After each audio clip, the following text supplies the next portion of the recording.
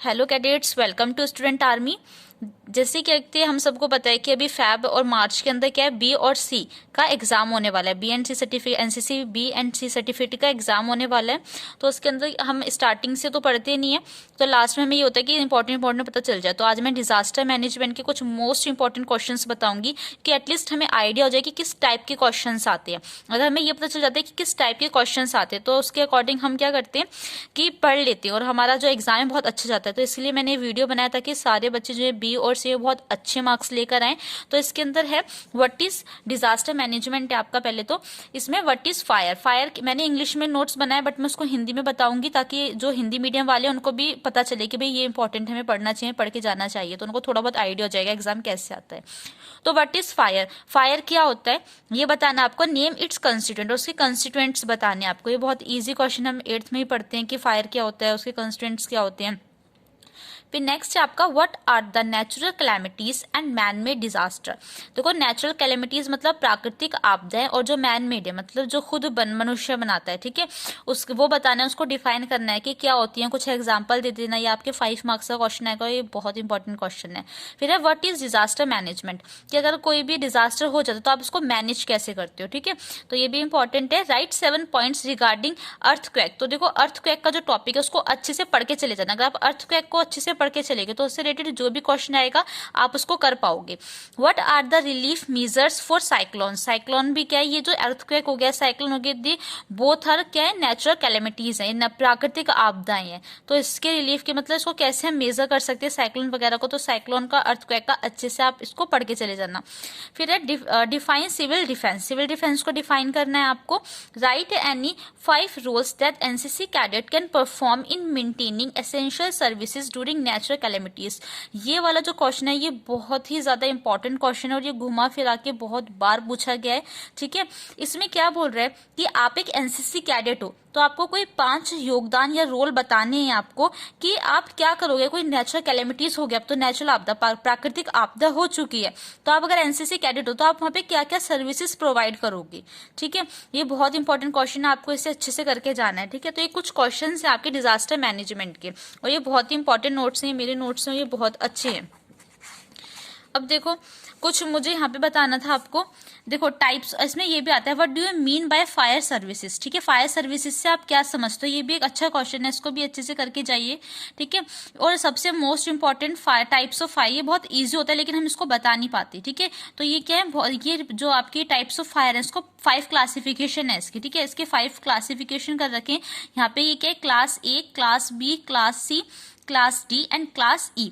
जो क्लास ए है आपका, ये कैसी फायर होती है, जनरल फायर होती है, मतलब जो जनरली लग जाती है, ठीक है, वो वाली फायर है आपकी। क्लास बी फायर कौन सी होती है, ऑयल वाली फायर, मतलब जो आपकी फायर लगी है वो किसके थ्रू लगी है, ऑयल के थ्रू, चाहे वो पेट्रोल है, चाहे डीजल है, चाहे आपका केरोसिन ऑयल है या फिर कोई भी आपका ऑयल है। ये वाली जो क्लास बी वाली फायर होती है सारी की सारी कौन सी कैटेगरी में आती है, सारी ऑयल वाली जो होती है वो बी टाइप में आती हैं।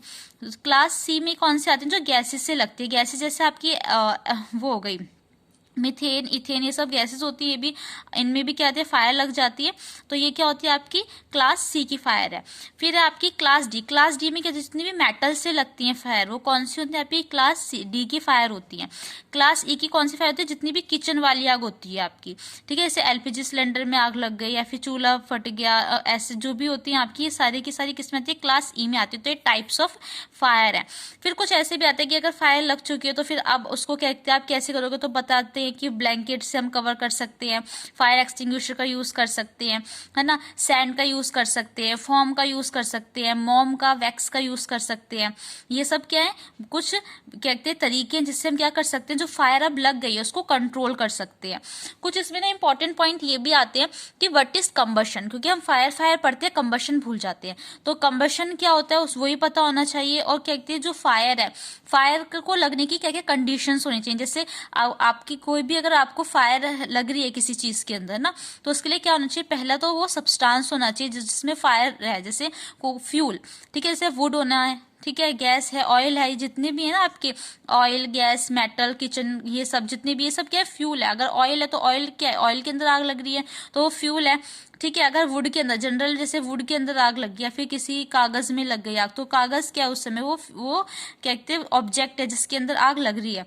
और O2 भी चाहिए होती है आग लगने के लिए। और तीसरा क्या आपका, इग्निशन टेम्परेचर, अगर उसको इग्निशन टेम्परेचर मिल गया तो आग लग जाएगी।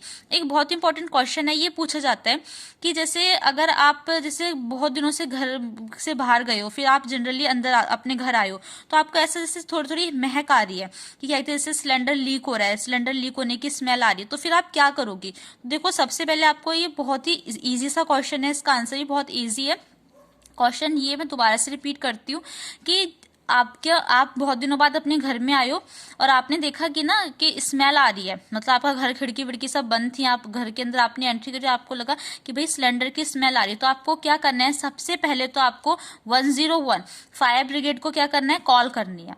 दूसरा, आपको क्या करोगे कि कोई भी स्विच ऑन नहीं करना। ठीक है, अगर ऑन करोगे तो वहां पे उसको इग्निशन टेम्परेचर मिल, जैसे आपने ट्यूबलाइट लाइट्स ऑन कर दी तो वहां पे क्या होगा, टेम्परेचर जनरेट होगा, कि जो आपकी इलेक्ट्रिसिटी होती है, ठीक है, वो किसकी फॉर्म में निकलती है, लाइट्स के थ्रू हीट की फॉर्म में निकलती है। तो आपको उसको ऑन नहीं करना, तो कोई भी इलेक्ट्रिक डिवाइस आपको लाइट्स वगैरह ऑन नहीं करनी है। थर्ड, आपको क्या करना है, जितनी भी विंडोज हैं, ठीक है, वो सब आपको ओपन, खोल देनी है। ठीक है, दरवाजा खोल देना है, विंडोज खोल देनी है। ठीक है, ये सब क्या है, ये बहुत बहुत इंपॉर्टेंट है कि आपके घर में अगर ऐसे स्मेल आए तो आप क्या करोगे। और तीसरा, अगर पॉसिबल है तो आप क्या करो कि आप रेगुलेटर को ऑफ कर दो।